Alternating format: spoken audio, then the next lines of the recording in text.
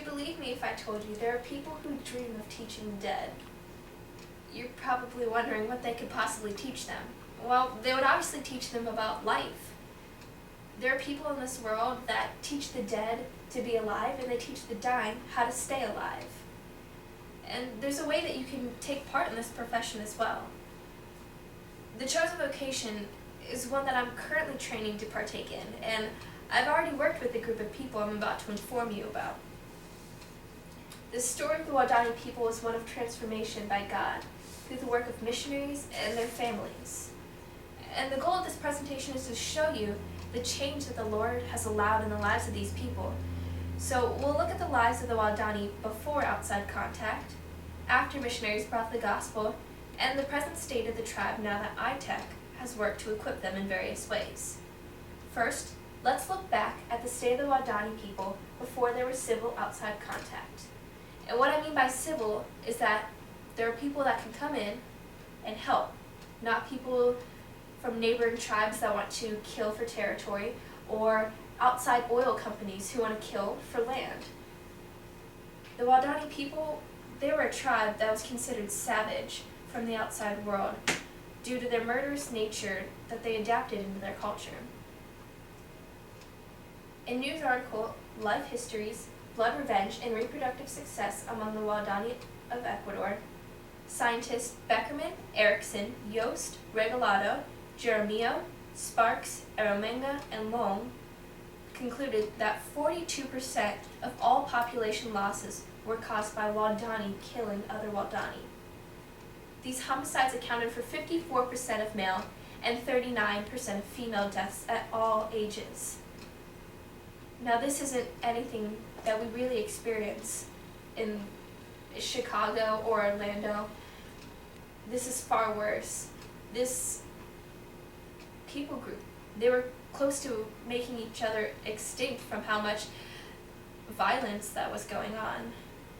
And Wade Davis, he was on TED Talks back in 2007 on a portion titled Dreams of Endangered Cultures. And he said that we traced genealogies back 8 generations and found only 2 instances of natural death.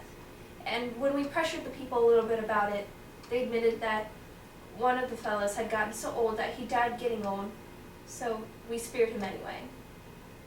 In other words, there's actually only been one occurrence where a Waodani has gotten to old age. And when I worked with them this past spring, Omene, an older tribe member who's considered an elder now, was explaining his story from when he grew up before there was missionaries. And he said he grew up murdering other people who may not have even caused him harm, but he murdered them because that was what he was taught. He was taught them not to take chances. And with this culture of murder, there's no doubt that the people group such as this was well on its way to extinction. However, God started working in the lives of the Waodani by sending a group of missionaries to the tribe. So that's really what I'm about to share next. The group of men and women who ministered to the Waodani people were able to teach them about eternal life, as well as teaching them about saving their lives here on earth. Now, this story has really become famous, especially in the missions world. You might know them as the 5 martyrs, or the story of End of the Spear, or also commonly known as Through the Gates of Splendor. Well, Steve Saint, the son of one of the men who was murdered by the Waodani, wrote a book called End of the Spear, talking about his journey to find out the truth about what happened to the Waodani and what God did in the hearts of all the people involved. And he said that he remembers his Aunt Rachel saying, "I think it's safe for a male to come in now and stay. Most of them have given up on their vendettas, so they can understand that we have done the same thing." Now, the missionaries came in and they had to teach a murderous tribe that they weren't going to kill back, that they lived in peace. And so they taught them the gospel, the ultimate story of peace and love. And even Minkaye, a man now changed by the gospel, says, "We acted badly, he would tell the foreigners, until they brought us God's carving. Then, seeing his carvings and following his good trail, Now we live happily and in peace. Now that you have some knowledge about the way that the Lord has allowed the people to be healed spiritually, now let's take a look at the way that He's allowed missionaries to come in and teach how to minister to physical needs. Now, through this same family that was involved in the initial approach and outreach to the Waodani, there's an organization, ITEC, which stands for Indigenous Technological Education Center. They're now dedicated to equipping the people while bringing the gospel. Now, on their website, itechusa.org, they clearly state their three main missions statements. First one is to develop, produce, and distribute unique tools and training systems for frontier areas. 2, train and equip indigenous God followers to care for the physical and spiritual needs of the people. And 3, build bridges of understanding and partnership between Christian churches in developed nations and those in frontier areas. Now, further on, Steve Saint on the website for iTech USA has a section for all of the projects that they do, like iDent, iMed, iFly.